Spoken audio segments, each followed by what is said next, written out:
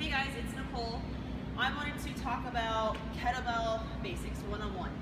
The first thing you want to learn how to do with a kettlebell is swinging, obviously. A lot of people come to me with some kettlebell experience.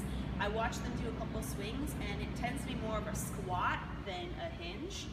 So I want to just go over the easiest way I've found to kind of teach someone how to hinge their hips instead of squatting and using their knees and their quads so much. The easiest way I found is to do a kettlebell deadlift, okay? And you start by placing the kettlebell right in between your feet. So it's right in between the laces, and I'm gonna turn sideways so you guys can see my shin and my back angle. But the key is you lock those shoulders in place, keep that back nice and flat, keep it neutral. Hands between the legs, you're gonna reach down and find that kettlebell. From here, you're gonna drive through the floor, push through your heels, squeeze your butt. Now the hardest part is placing it right back down in between the feet. That forces the hinge. If you're not hinging, not reaching back with your hips like you should, the kettlebell will actually end up out in front. So that's a big indication of not knowing how to hinge, use your hips, use your hamstrings. So get really good at doing kettlebell deadlifts, okay? Lock out, place it right back down, stay nice and tight, all right? And that'll translate directly to the swing.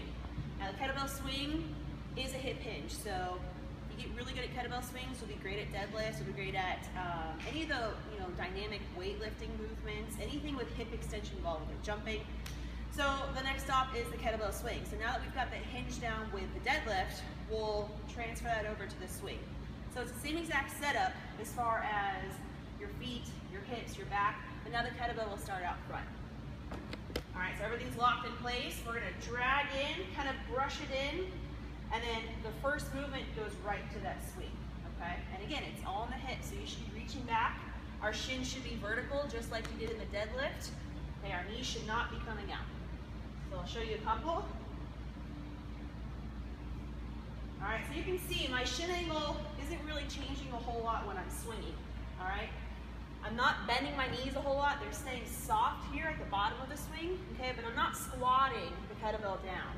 So it's okay if my torso comes down. That's fine. That's hinging at the hips. But I feel a lot of hamstring.